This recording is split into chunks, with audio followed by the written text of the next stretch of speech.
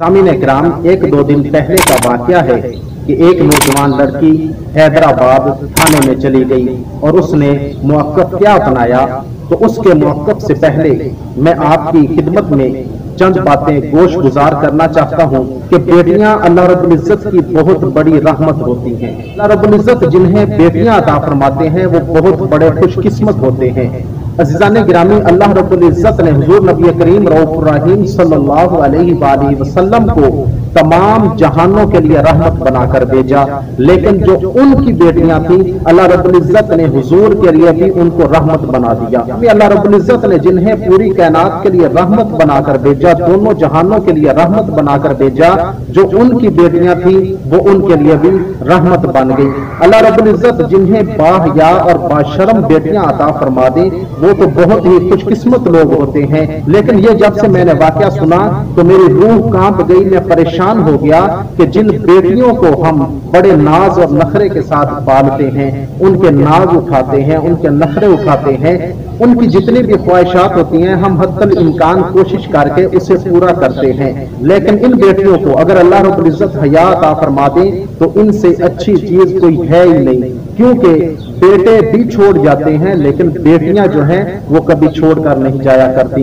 तो ज़िदाने ग्रामी चलते हैं उस लड़की की तरफ। उसने क्या मौक़िफ़ अपनाया। नौजवान लड़की ने थाने में जाकर ये कहा कि मेरा वालिद मुसलसल 1 साल से मेरे साथ ज्यादती करता आ रहा है। कितनी शर्म वाली बात है, डूब मरने वाला मकाम है कि एक बेटी अपने वालिद के खिलाफ ऐसा बयान दे दे।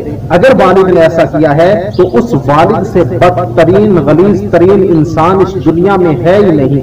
लेकिन अगर बाप ने ऐसा काम नहीं किया तो फिर बेटी अगर थाने में जाकर ये बयान देती है कि मेरा वालिद मेरे साथ मुसलसल ज्यादती करता आ रहा है, तो इससे बड़ा बेशर्मी वाला, बेहयाई वाला और डूब मरने वाला मकाम और कोई नहीं हो सकता कि एक बेटी अपने वालिद की इज्जत को लोगों के पैरों तले रौंद दे। तो ज़िदाने गिरामी, जब इसकी तहकीक की गई कि ये वाकया हुआ भी है या ऐसे खुद साख्ता है, तो जब तहकीक की गई तो पता चला कि ये एक झूठा और खुद साख्ता वाकया बनाया गया था। अब ऐसा करने की नौबत क्यों पेश आई? तो इसकी वजह ये थी कि वो लड़की अपनी मर्जी से अपने आशना के साथ शादी रचाना चाहती थी, लेकिन वालिद उसके दरमियान में रुकावट था। इसको ये बहुत बड़ा दुख था, तो उसने सोचा कि मैं किसी तरह अपने वालिद को थाने कचहरियों में फंसा देती हूँ ताकि ये उधर का हो जाएगा और मैं अपना काम कर लूंगी। तो ज़िदाने गिरामी, इससे बदतरीन बेटी और कौन सी हो सकती है कि जो अपने वालिद के ऊपर ऐसा इल्जाम लगा दे जो उसने नहीं किया। तो ज़िदाने गिरामी, जब मेडिकल रिपोर्ट के लिए कहा गया तो उस लड़की ने मेडिकल रिपोर्ट करवाने से इनकार कर दिया। उसकी वजह भी यही थी कि उसके साथ कुछ ऐसा नहीं हुआ था। और वहां के एक डॉक्टर साहब इस्माइल रिंद साहब, वो कहते हैं कि ये वाकया हुआ ही नहीं है। अगर मेडिकल रिपोर्ट करवाई जाए और मेडिकल रिपोर्ट में ये साबित हो जाए कि इसके वालिद ने इसके साथ ज्यादती की है तो मुझे सरेआम फांसी दे दी जाए। तो ज़िदाने गिरामी, जब साबित हो चुका है कि उस लड़की के साथ ऐसी कोई ज्यादती नहीं हुई तो उस लड़की से बदतरीन लड़की कायनात में नहीं हो सकती कि उसने अपनी अना के लिए, अपना काम निकालने के लिए अपने वालिद की पगड़ी को पैरों तले रौंद दिया। अल्लाह रब्बुल इज़्ज़त बेटियां अता करे तो ये बहुत बड़ी खुशी वाली बात है। हमारी भी बेटियां हैं, मेरी भी बेटी है, अल्हम्दुलिल्लाह मुझे बहुत प्यारी है, मैं उसके साथ बहुत प्यार करता हूँ, वो भी मेरे साथ बहुत प्यार करती है। लेकिन अल्लाह रब्बुल इज़्ज़त इन बेटियों को शर्म और हया अता फरमा दे।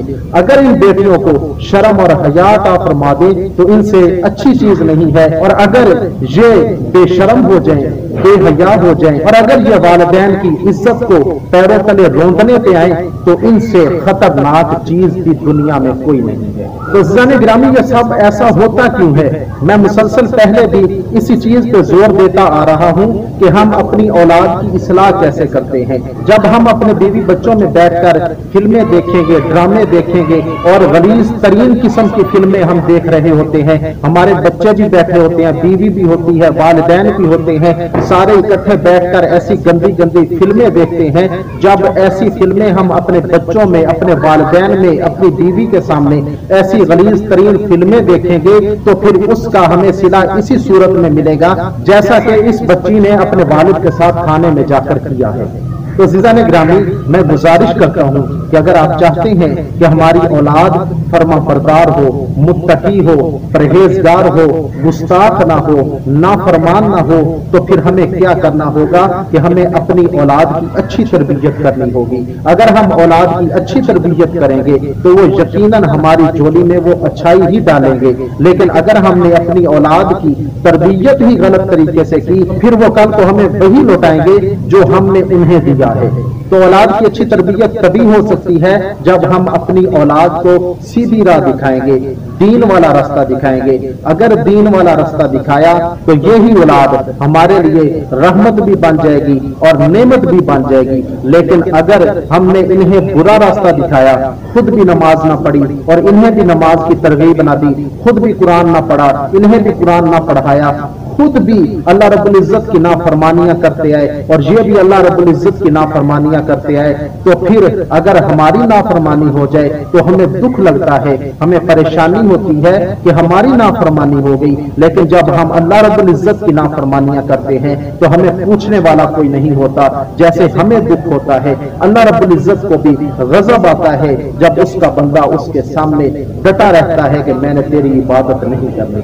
तो अज़ीज़ान गिरामी, खुद भी अच्छे अमाल करें, औलाद को भी अच्छे अमाल करने की तरगीब दें। जब हम अपनी औलाद को सीधी राह पर शुरू से चलाएंगे तो उम्मीद है कि जब वो बड़े होंगे, जवान होने के बाद बूढ़े भी हो जाएंगे तो वो आपकी इज्जत करते रहेंगे। लेकिन ये तब होगा जब हम अपनी औलाद की अच्छी तरबियत करेंगे। तो खालिक कायनात से दुआ गो हूं कि अल्लाह रब्बुल इज्जत हमें औलाद दे जो फर्मा बरदार हो, मुत्तकी हो, परहेजगार हो, गुस्ताख ना हो, नाफरमान ना हो। अल्लाह रब्बुल इज्जत मेरा, आपका, हम सब का हामी और नासिर हो।